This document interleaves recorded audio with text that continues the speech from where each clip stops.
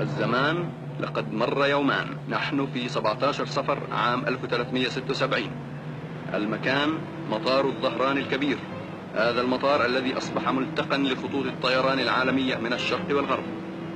لقد امتلأ جو المطار بحماس منقطع النظير. مرة ثانية تظهر وجوه أفراد العائلة المالكة. إنه اجتماع تاريخي وشيك الوقوع. لقد تسلق مئات من الناس الرافعات التي تستعمل في تموين الطائرات لكي يتمتعوا برؤية أفضل. جلالة الملك سعود وسمو الأمير فيصل وأفراد حاشيته والشعب المخلص ينتظرون الضيوف. لقد وصلت طائرة الكونفير التابعة للخطوط الجوية العربية السعودية. الطائرة تتجه إلى موقفها. فخامة السيد شكري القوتلي رئيس الجمهورية السورية يخرج من الطائرة. صاحب الجلالة الملك سعود يتقدم حاشيته وجمهور المستقبلين لتحية زعيم سوريا. فخامة السيد شكري القوتلي يرد تحية الجماهير بينما يسير برفقة جلالة الملك مخترقين طريقهما بين هذا البحر الخضم من الأهالي المعجبين نحو مكان الاستقبال.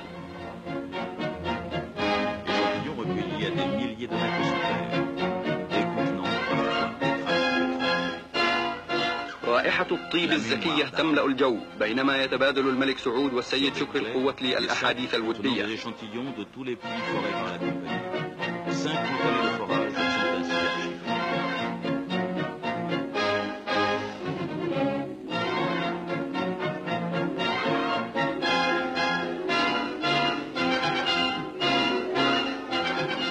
الجميع بانتظار ضيف آخر كبير.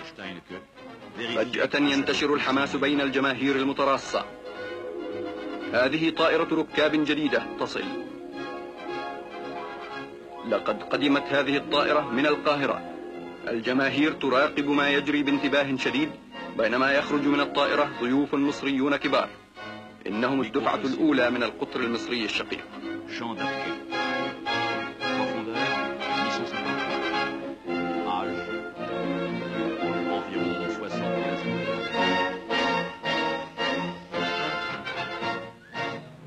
مرة ثانية تتحرك الجماهير.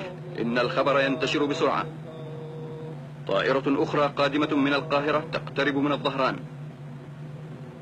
الملك سعود والرئيس القوتلي والأمراء والحاشية والحرس وعشرات من المستقبلين يسيرون جميعا نحو الطائرة التي تتجه إلى الموقف وتأخذ مكانها. حماس الجماهير في ازدياد. أكثر من 10,000 مستقبل كلهم يحرصون على أن يلقوا نظرة على هذا الاجتماع التاريخي بين رؤساء الدول العربية.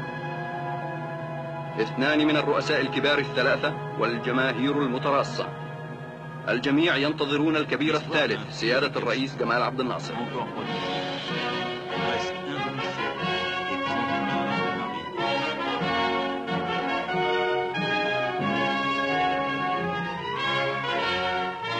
هتافات الجماهير تصل إلى السماء. لقد اجتمع رؤساء العرب الثلاثة. إن السرور والغبطة يظهران على وجوههم بينما يقومون بتبادل التحيات. هذا تعبير قوي لتآلف الشعوب العربية ذات المصالح المتصلة. ليلة واحدة في الدمام ومن ثم إلى الرياض. طائرة الملك سعود الخاصة تنقل الرؤساء إلى العاصمة لمتابعة أبحاثهم. لقد وصلت أخبار الاجتماعات التاريخية إلى الرياض قبل وصول الطائرة الملكية.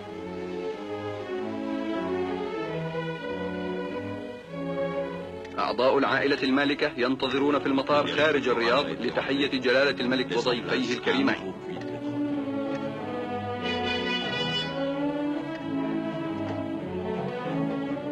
لقد احتشد المطار بما يزيد على 20,000 نسمة. إن هتافاتهم تدوي فتصل عنان السماء.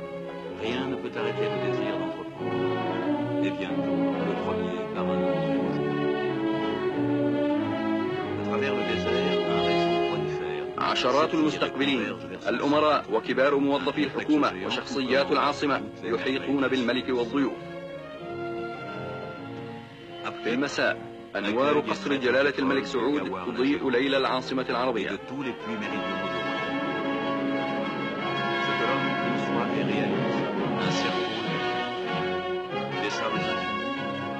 احتفال كبير يقام في قاعة القصر، وبعيدا عن الجماهير المترصة يستمتع الملك سعود وضيوفه ببعض الراحة بعد أن قضوا مدة طويلة في الاجتماعات والمباحثات المهمة حول الشؤون السياسية والعسكرية التي تهم بلدانهم.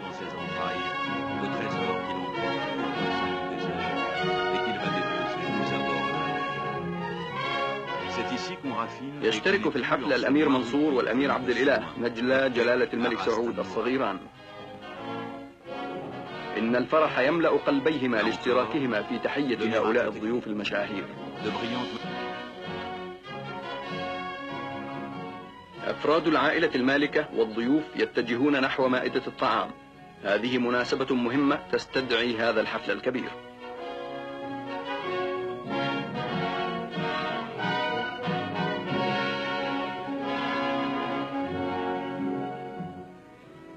وبعد ظهر اليوم الثاني في 19 صفر عام 1376 يصبح مطار الرياض مرة ثانية مسرحا للشعور الفياض. إن وداع الإخوة لم يكن في يوم من الأيام مناسبة سعيدة، ومع هذا فهنالك كثير من أسباب السرور والغبطة في هذا اليوم. هنا يعبر 3 من زعماء العرب عن الصداقة المتبادلة والاحترام الأخوي ووحدة الأماني.